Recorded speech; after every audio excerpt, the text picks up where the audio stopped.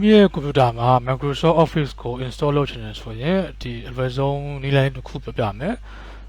Microsoft Office ကိုနည်းလမ်းတွေမျိုးစုံနဲ့ install လုပ်လို့ရတယ်နော်ဒီနည်းလမ်းတစ်ခုတည်းရှိတာမဟုတ်ဘူးတခြားနည်းလမ်းတွေအများကြီးနဲ့လည်း install လုပ်နေကြတာတွေအများကြီးရှိတယ်အဲ့တော့ကိုသွားမယ့် website လိပ်စာဒါလေးကိုသွားရပါတော့ github.com/ နော် maximariax/simpleoffice installer ဆိုတဲ့နော် website လိပ်စာလေးကိုရိုက်ထည့်ပြီးတော့သွားရမယ်သွားပြီးရင်ဒီမှာနော် maximariax ရဲ့ simpleoffice installer ဆိုတဲ့ github page လေးပေါ်လာပြီပေါ်လာရင်အောက်ကိုဆွဲချလိုက်မယ်ဆိုရင်ဒီမှာ download the simpleoffice installer ဆိုတာလေးရှိတယ်အဲ့ဒါလေးကိုနှိပ်လိုက်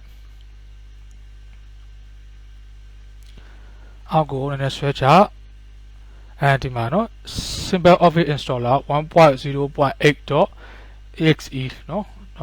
executable file ပေါ့ဒီကောင်ကို download ဆွဲရမယ်နှိပ်ပြီးတော့စပြီး download ဆွဲနေပြီအဲ့တော့ control G နဲ့တော့ကြည့်လိုက်နော်အဲ့တော့ simpleoffice installer ဒီ executable file ကိုစပြီး download ဆွဲနေပြီအဲ့ဒါကို download ဆွဲပြီးရင်ဖွင့်ပြီးတော့ install လုပ်ပေးရမှာနောက်ဆွဲလို့ပြီးသွားပြီဆိုရင် show in folder ကိုနှိပ်ပြီးလိုက် right click ထားပြီးတော့ run as administrator ဆိုတော့နှိပ်ပြီးလိုက်တော့ဒီ admin mode နဲ့ run ရမယ်အဲ့တော့ user account control မေးလာရင် yes ကိုနှိပ်ပြီးလိုက်အဲ့ဒါမှဒီ application က run လို့ရမယ် admin mode နဲ့မှ run လို့ရမယ်ရိုးရိုး double click နှိပ်ပြီးတော့ဒီ application ကို run လို့မရဘူး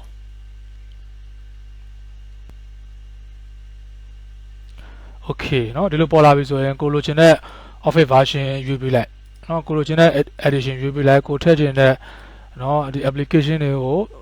select မှတ်ပေးလိုက်เนาะ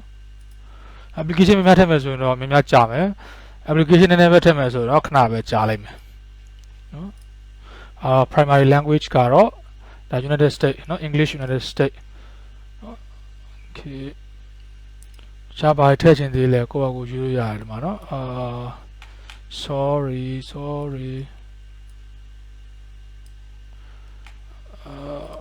language path ထည့်မလားပြီးတဲ့အခါကျရင်ဒီ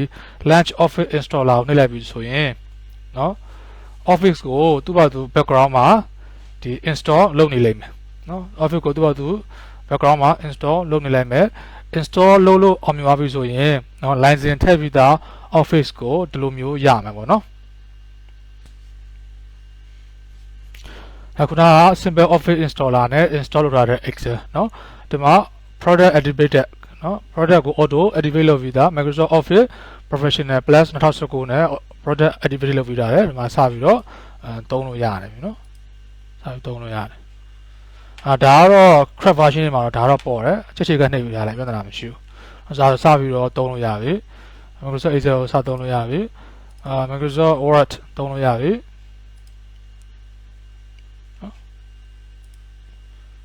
Microsoft PowerPoint သုံးလို့ရပြီ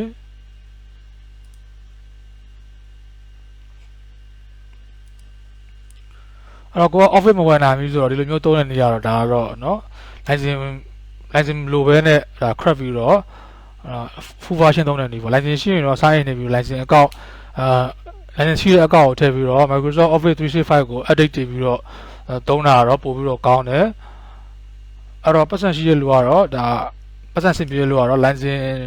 ဝယ်သုံးတာပို့ပြီးတော့ကြံပြီးတယ်ပတ်စံဆင်ပြေဖို့ဆိုရင်ဒီလိုမျိုး auto activated လုပ်ပြီးသား crack version ကို download ဆွဲပြီးသုံးတာကတော့ဒါအဆင်ပြေဆုံးနည်းလမ်းပေါ့နော်အဲ့တော့ဒီနည်းလမ်းကိုသုံးပြီးတော့ကိုယ့် computer မှာ Microsoft Office ကို install လုပ်ကြည့်လို့ရတယ်အဆင်ပြေတာရှိရင်ဒီ post ရဲ့အောက်မှာ comment လာပေးပြီးတော့အခက်အခဲရရှိရင်မေးလို့ရတယ်ကျွန်တော်အဆင်ပြေတဲ့အချိန်ပြန်ပြီးတော့ဖြေချပေးမှာပေါ့နော်အားလုံးအဆင်ပြေကြပါစေ